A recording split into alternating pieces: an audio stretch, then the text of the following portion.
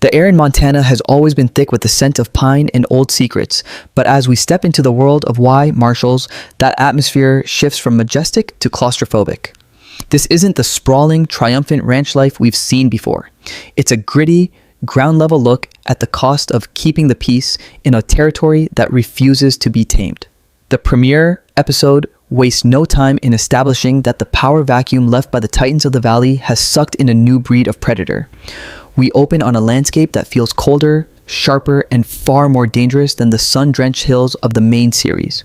The cinematography immediately tells us that the rules have changed. There is a sense of impending doom that hangs over the opening minutes, a feeling that something ancient and violent has been stirred up. We aren't just looking at land disputes anymore. We are looking at the moral decay that happens when men are given a badge and told to survive in a place that wants them dead. The first look gives us a protagonist who isn't a hero in the traditional sense, but a man weathered by the very crimes he is supposed to investigate. He carries a weight that feels heavier than the pistol on his hip, and his silence speaks volumes about the horrors he's already witnessed before the first frame even began. The tension in this first section is built through the quiet before the storm. We see the aftermath of a crime that seems too organized for the local riffraff and too personal for a simple land grab. The script focuses heavily on the environmental storytelling, the way a discarded casing or a blood stain on the frost tells a story of a struggle that was never meant to be found. As the Marshals arrive on the scene, there is no fanfare or heroic music. There is only the harsh sound of boots on gravel and the realization that the local authorities are either terrified or complicit. This episode sets the stage for a season-long mystery that promises to peel back the layers of the Yellowstone universe, revealing a rot that goes much deeper than corporate greed or family feuds.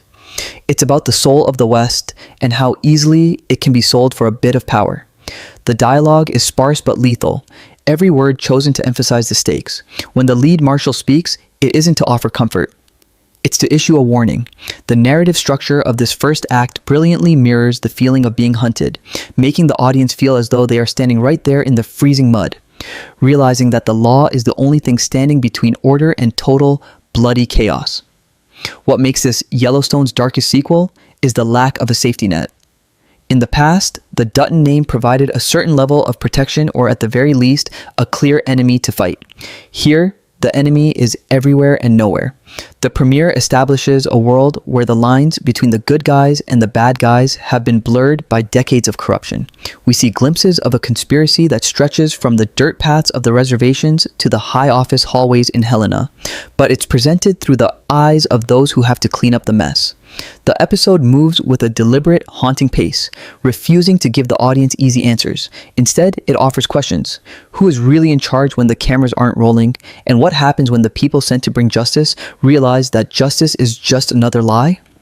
As the first section closes, we are left with the image of a horizon that offers no hope, only the promise of a long, violent night.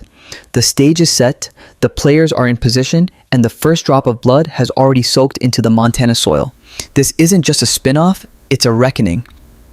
As the mystery deepens, the narrative shifts from the crime scene to the heart of the Marshals' operations, revealing a world of bureaucratic decay and personal isolation. In the second act, we see the protagonist, Marshal Elias Thorne, navigating a workspace that feels more like a bunker than a precinct. The walls are lined with cold, unsolved cases that serve as a reminder of the frontier's appetite for human life. We get our first real glimpse into the internal politics of the Marshals Service, a group of men and women who are technically federal officers but are treated like outsiders by the very community they protect. The tension here isn't found in a gunfight, but in the suspicious glares of the locals and the deafening silence of the townspeople. Thorne's interactions with the local sheriff's department reveal a fractured relationship built on years of mistrust. It becomes clear that the Marshals are a last resort, called in only when the local system has completely collapsed or when the bodies are piling up too fast to hide. The script emphasizes the loneliness of the badge. Thorne is a man without a home, moving from one tragedy to the next, never staying long enough to heal, but long enough to see the scars he leaves behind. The investigation takes a turn toward the surreal when Thorne discovers a pattern in the evidence that links the recent violence to a series of ghost disappearances dating back 20 years. These aren't just random acts of violence, they are calculated removals of people who stood in the way of a shadow economy that thrives in the cracks of the Montana mountains. We see Thorne visiting an isolated cabin on the edge of the wilderness, home to a witness who has been living in fear for decades. The dialogue in this sequence is masterfully crafted to build suspense, utilizing the natural sounds of the forest, the creaking of wood, the whistling wind, to create a sense that they are being watched. The witness speaks in riddles, terrified that even whispering the truth will bring the mountain men down upon them. This section introduces the concept of a hidden hierarchy that operates above or perhaps below the law. It's a dark reflection of the power structures we saw in the original series, but without the glitz of the ranch or the political posturing. This is raw, primal power, and the Marshals are starting to realize they are significantly outmatched and underinformed. As the sun begins to dip below the jagged peaks, the atmosphere becomes suffocating. Thorne's partner, a younger, more idealistic deputy named Sarah Vance, provides a sharp contrast to his cynicism. Her presence highlights the moral toll this job takes. She still believes in the system, while Thorne knows the system is just a thin veil over a pit of snakes. Their dynamic adds a layer of emotional stakes to the thriller. We aren't just worried about who is committing the murders, we're worried about when Vance's spirit will finally break. A pivotal scene occurs at a roadside diner, a classic staple of the genre, but here it feels like a trap. Every patron seems to be communicating through subtle nods and glances, a silent network of informants that makes the Marshals feel like the prey rather than the hunters. The realization hits that the entire town might be in on the secret, or at least too terrified to speak against it. The section culminates in a discovery within the victim's personal belongings, a ledger that doesn't contain names or debts, but coordinates to locations deep within the no man's land of the high country. The dread peaks when Thorne realizes that the crime they are investigating wasn't an endpoint, but a signal. The brutality of the killing was designed to draw the Marshals in, to bring the federal government's eyes to a specific spot for a reason we don't yet understand. Is it a distraction, or is it an invitation to a slaughter? The episode masterfully balances procedural elements with psychological horror, making the audience question Thorne's sanity as much as his safety. He begins to see the same black SUV shadowing their movements, a recurring omen that suggests they aren't just investigating a crime, they are being led down a path. The section ends with Thorne standing on the edge of a deep ravine, looking down at the coordinates from the ledger, only to find not a body, but a message carved into the stone. It's a warning specifically for him, mentioning a past he thought he had buried 1,000 miles away.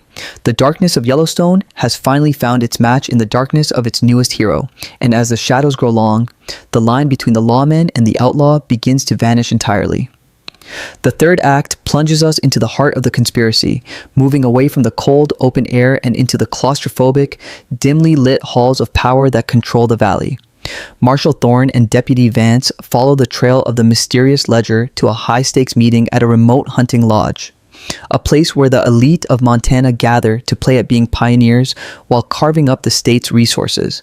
The script shifts its tone here, trading the raw survivalism of the woods for a sharp, biting social tension. We see the civilized side of the Yellowstone universe, but it's presented through a distorted lens. These aren't just wealthy ranchers, they are architects of a new, ruthless era. Thorne has to trade his tactical gear for a suit, entering a den of wolves where his badge carries no weight.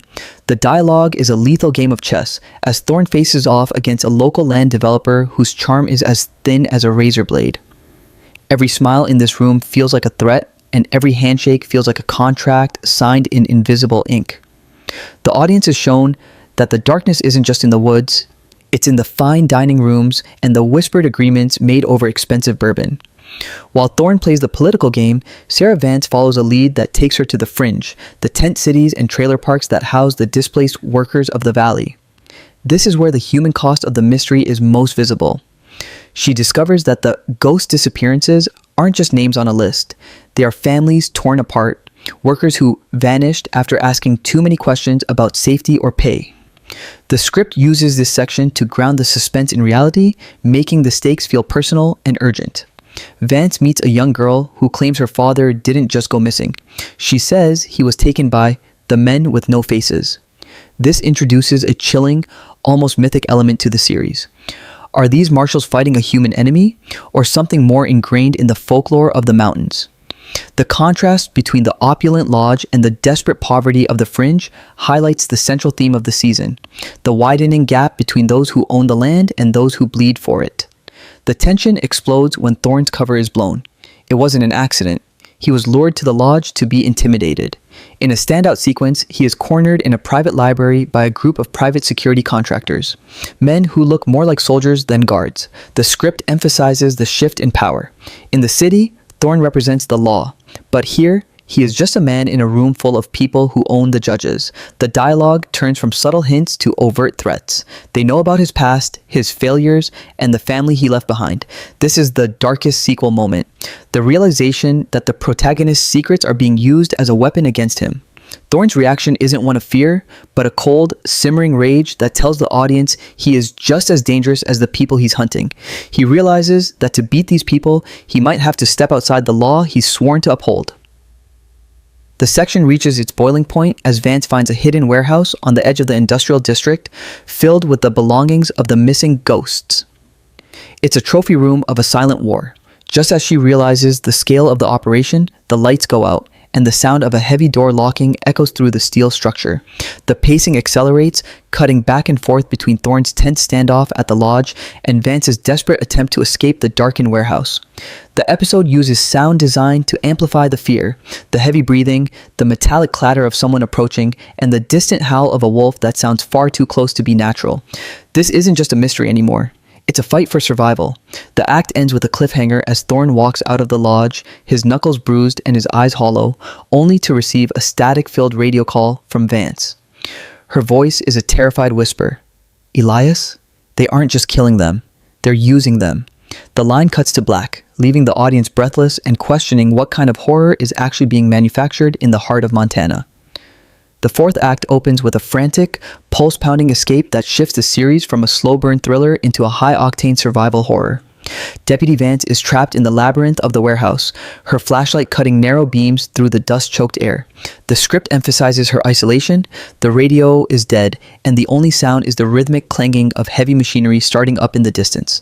As she navigates the rows of crates, she discovers the true meaning of her whispered warning. The warehouse isn't a graveyard, it's a processing center. The ghosts aren't just being killed, they are being stripped of their identities, their documents forged, and their lives erased to fuel a massive human trafficking and forced labor ring that services the very elite Thorne just left at the lodge. The suspense is unbearable as Vance hides behind a stack of pallets, watching through the shadows as a group of men in tactical gear, the same men with no faces mentioned by the child, begin loading crates marked with government insignias. The realization hits the audience like a physical blow. The corruption doesn't just touch the law, it is being orchestrated by the very institutions meant to prevent it. Meanwhile, Thorne is racing against time and the elements. After the tense confrontation at the lodge, he realizes he's been marked for death. He drives through the winding mountain passes, but the black SUV from earlier is no longer just following, it's hunting. The script describes a harrowing vehicle pursuit where the environment is as much an enemy as the drivers. Rocks tumble from the cliffs, and the narrow roads offer no room for error. Thorne isn't just a driver, he's a tactician, using the terrain to his advantage in a way that shows his deep, almost spiritual connection to the land. This sequence is designed to show the darkest sequel vibes. There are no cinematic explosions here, only the terrifying sound of metal grinding against rock and the visceral fear of a long drop into the dark. When Thorne finally manages to disable his pursuer, he doesn't find a hired thug behind the wheel. He finds a man wearing a badge from a neighboring county. The betrayal is total. The law in this valley isn't broken. It's been weaponized against him. The narrative threads begin to knit together in a sequence of rapid-fire revelations. Thorne reaches the outskirts of the industrial district just as Vance manages to slip out of a loading dock, but they aren't safe yet. They meet in a rain-slicked alleyway, the neon lights of a distant bar reflecting in the puddles like spilled oil. The